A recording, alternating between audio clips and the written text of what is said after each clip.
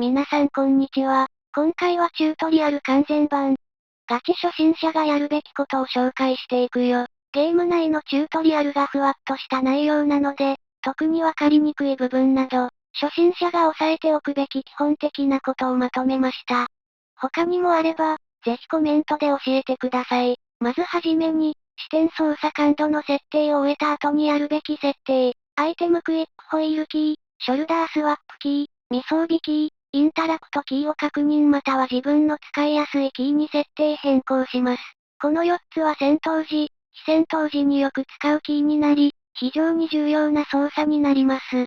ついでにドッジロールキーも確認しておきます。まず、アイテムクイックホイールキー、操作方法設定画面だとアイテムキー。インベントリのクイック仕様のアイテムを手に装備するためのキーです。回復アイテムなどはインベントリから直接使用が不可能で、クイック使用欄に装備してから、アイテムクイックホイールキーで手に装備した後、使用できます。回復アイテムやグレネードなどをスムーズに取り出せるかどうかは静止に直結するので、使いやすいキーに設定するのがおすすめです。ショルダースワップキー。対人戦闘で重要な操作になります。三人称視点のゲームなので、相手から自分は見えてなくて自分からは相手が見えている状況をいかに作るかで勝負は決すると言っても過言ではありません。未装備キー。アークレイダーズは、銃、近接武器、包帯やグレネードなどのアイテムを手に持っていると移動速度が大きく低下します。銃を構えておく必要がある場面ももちろんありますが、移動や、プレイヤーやアークから逃げる際など、早く動けた方がいい場面も多いです。箱をこじ開けた際には、近接武器を強制装備させられるので、しまうといいでしょう。未装備キーも使用頻度は高いです。インタラクト、操作方法設定画面だと操作キーは、箱を漁る際や、脱出のエレベーターを操作する際などたくさん使います。最後にドッジロールキー。アークの攻撃を避けたり、プレイヤーからの攻撃を避けたりするのに使います。スタミナを多く消費するので、連続での多用は禁物。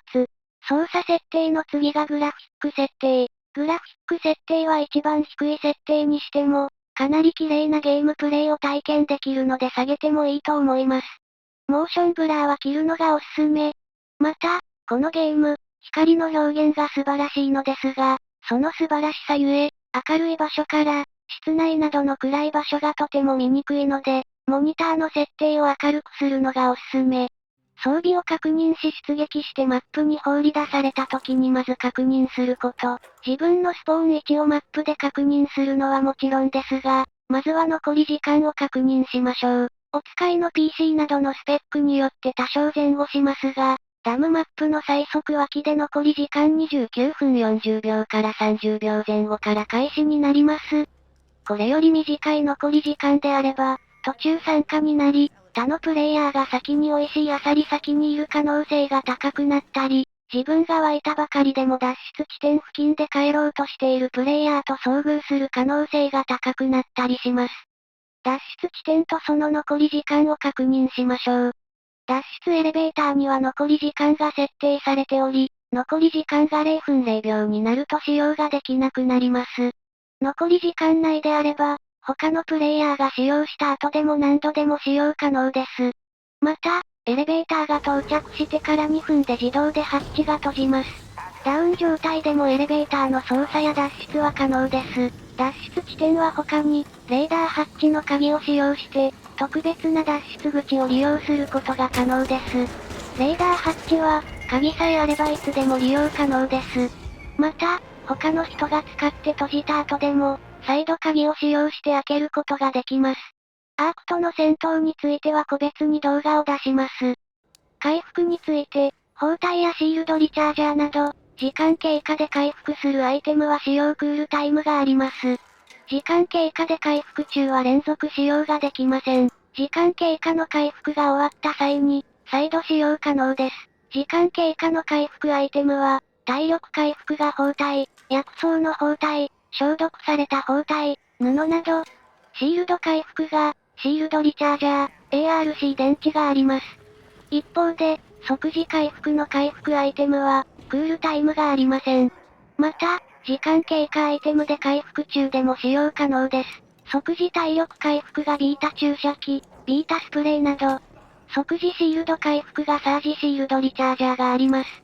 スタミナ回復はアドレナリン注射があります。使用すると即時200スタミナが回復し、その後10秒間1秒ごとに5スタミナ回復してくれます。イメージ的には、スタミナを全回復し、10秒間はスタミナを消費せずに走り続けることができるといった感じです。あると便利です。マップについては歩き回って覚えるほかありません。美味しいところ、人と接敵しやすいところ、先に人が入っているところ、脱出地点など、何度も周回するとなんとなくわかってくるはずです。探索すると新しい発見があったりするのもこのゲームの魅力の一つです。適当に漁ってインベントリがいっぱいになったら帰りましょう。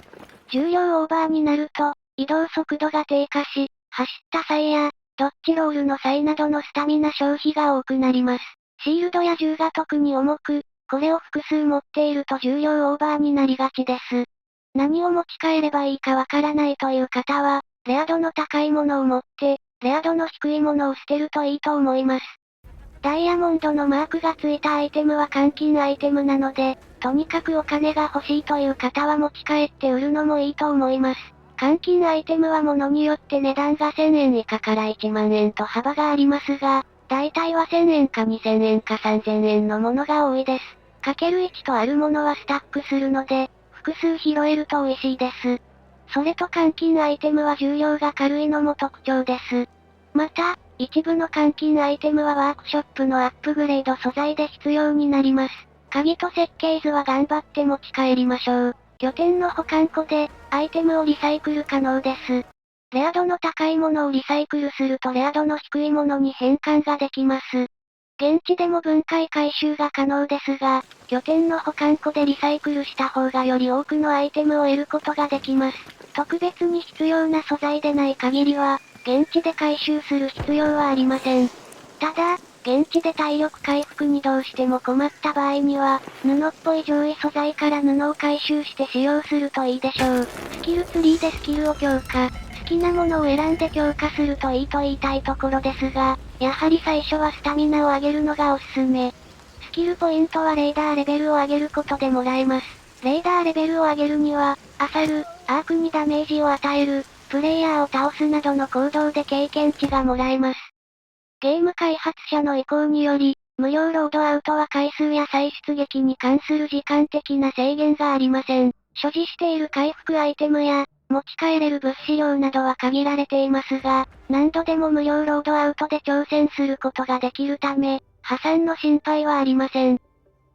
ワークショップのスクラッピーは、レイドに行って帰ってくると基本素材をくれます。最新の開発者インタビューによると死んだプレイヤーほど、スクラッピーはたくさん素材をくれるとのこと。マップには時間帯によってイベントが設定されています。イベントの違いは、プレイヤーの数、アークの種類や数といった難易度に関する設定やアイテムスポーンが変わることなど、例えば、ラッシュブルームズというイベントは薬草やリンゴなどの再死系のアイテムスポーンが増えるようです。クエストはトレーダーのクエストタブから受注できます。以上で、初心者用チュートリアルを終わります。前回の動画でも豆知識解説をしていますのでよかったら見てね。わからないことなど、他にもあればコメントで教えてください。それでは、高評価、チャンネル登録よろしくお願いします。またね。